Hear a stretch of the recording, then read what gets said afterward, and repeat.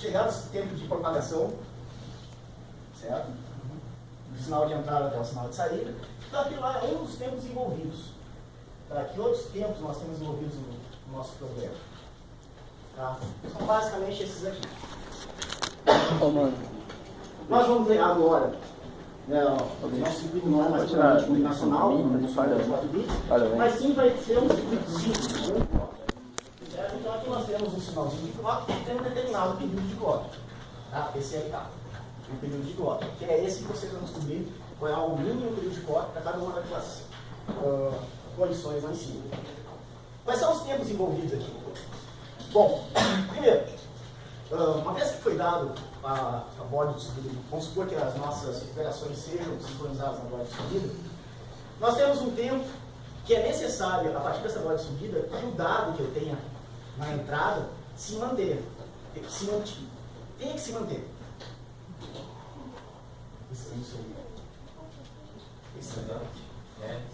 É que deve se manter. Né? Quer dizer, eu não posso alterar ele logo em seguida depois dessa borda de clock. Isso aqui, então, que a gente chama de tempo de rolo. Depois da borda de clock, eu tenho que ter tudo isso aqui que vocês viram receber. Tem que manter para que efetivamente esse dado seja gravado no registrador, ou seja, trabalhado.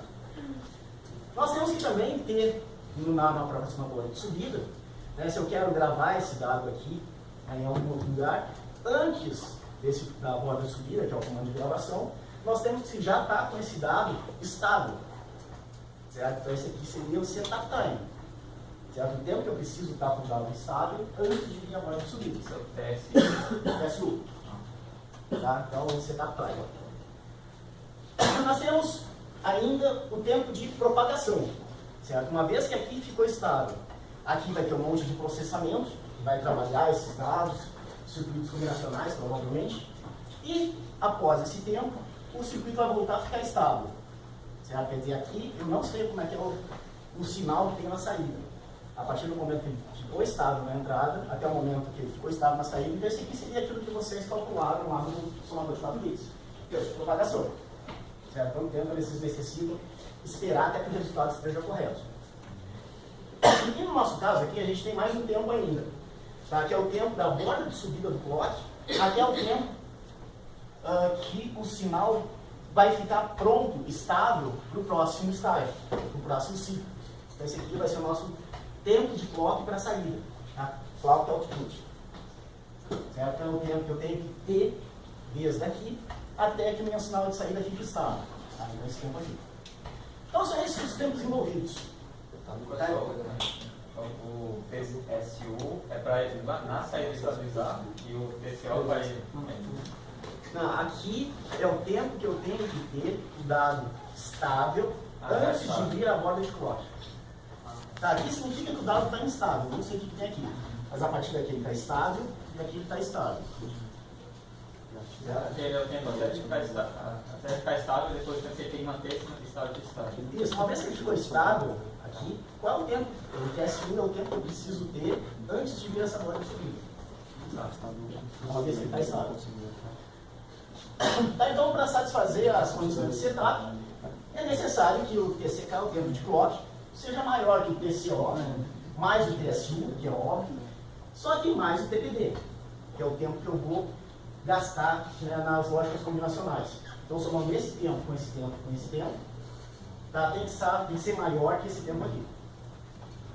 Beleza? Então, o que vai acontecer se caso vocês fizerem um período de clock muito curto? Um desses tempos não vai ser cumprido. Aí a coisa vai começar a não funcionar. Tá? E essa outra condição aqui a gente quase não consegue notar, mas é que eu preciso satisfazer as condições de hold. Quer dizer que o tempo, esse tempo de hold aqui, tem que ser menor que esse tempo de TCO, mais o tempo de TPD. Esses dois tempos aqui. Então essa condição aqui, geralmente o Quartz já trata de satisfazer isso para vocês do projeto. Tá? Então a gente não precisa muito se preocupar com esse aqui. Mas com esse aqui sim, porque é aqui que eu vou definir qual é o clock. A frequência do clock, o período de clock. Entendeu?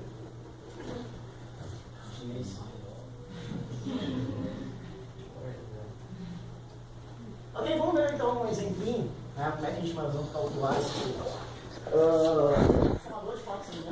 utilizaram de 4 bits, vocês utilizaram 4.13. Isso? Ok, então vocês utilizaram o TimeQuest. Aprenderam a usar o TimeQuest? Não. Pois é, então vamos fazer a seguinte maneira. Vamos pegar um projeto, vamos fazer ele pelo TimeQuest, seria usando 4.13, e depois vamos fazer esse mesmo projeto compilando no 9.20, tá? Que seria utilizando o Class Time Analyzer do Quartz, né? Que não tem Quartz 3, tem só no Quartz 9. Todo mundo pegou os arquivos.zip aí? Tá? Dizi vai ser um diretório. Vamos abrir o Quartz e criar um diretório, um projeto novo, em cima do arquivo do diretório pula.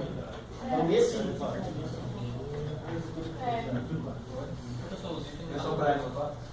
Não.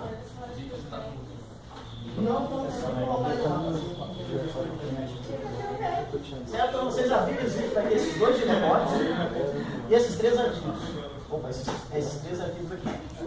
Esse aqui é a alocação de vídeos, as observações que a gente tem que cuidar quando criar um novo projeto. Tá? Essa folhinha do laboratório e mais ainda esses 2 diretórios. Um vai estar na ULA e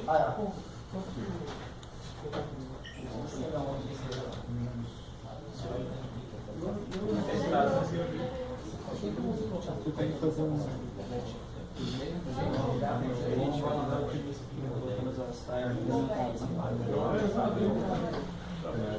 Tudo bem, vamos criar um novo projeto certo? Dentro desse diretório Moodle. E aproveita todos os arquivos que já tem lá e é só importar para esse novo projeto. Bela mais segura. Não tem pega vídeo. Teste.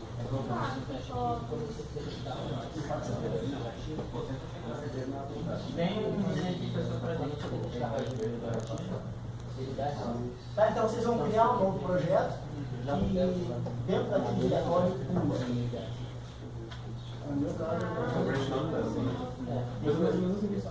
Cria dentro daquele diretório que já tem os arquivos todos.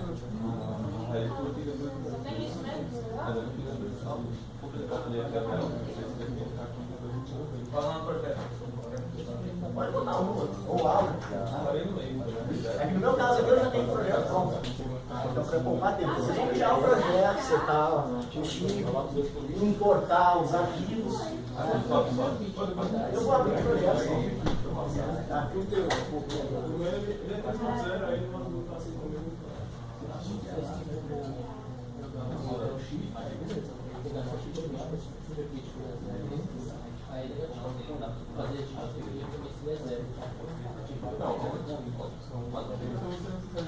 Ok. Dentro desse projeto vão ter esses 4 arquivos: register.v, o aula.v, o dado.v, o top10 e o decoder7. O decoder7 você sabe o que é, só para somar os 3 7 segmentos. O top10 vai ser a interface que vocês vão criar para colocar na DE2, quer dizer, o que vão ser as entradas, o que vão ser as saídas, vocês vão definir o top 10. No nosso caso, o que a gente quer é fazer uma análise específica da ULA e dos registradores. Tá? Então, no caso dos registradores, Vai ser melhor porque você vai poder passar por mim. tá? Então, se vocês observarem aqui, onde é que está a definição dos registradores aí? Então, aqui nós temos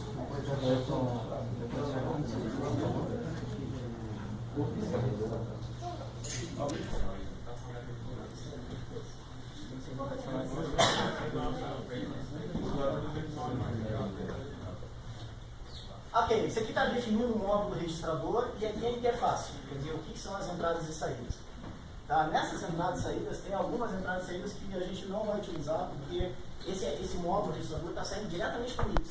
Então, esses IA0 enable, IA0, RA0, ORegDisk e RegDisk Select, nada disso aqui vai ser utilizado agora, tá? Porque não faz parte do banco de registradores. O que faz parte do banco de registradores? O block, né, de entrada, clear, qual é o registrador que eu quero ler 1, qual é o registrador que eu quero ler 2, se eu quero escrever ou não nesse banco de registradores, qual é o dado que eu quero escrever e em que registrador. E aqui eu vou ter o dado de saída ali do registrador 1 e o dado de saída ali do registrador 2. Regulação booleana. Aí vai. Qual? Eu vou escrever o não no registrador. Qual? Aí o e, right, register. O 5. Aqui? Ali. Muito. Aqui? É que se eu vou escrever o não no registrador. Eu Você escrever o viu? booleano. Tá.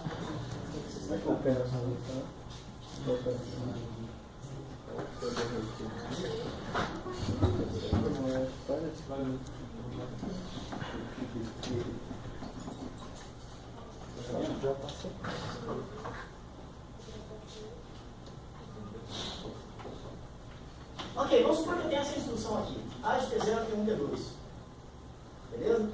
Para eu executar essa instrução, o que eu tenho que fazer? Eu preciso ler esse registrador T1, preciso ler o registrador T2, operar isso de alguma maneira, nesse caso é pelo AGE, e depois o resultado colocar nesse registrador T3, esse registrador de destino. Certo? É isso que eu preciso para realizar essa operação.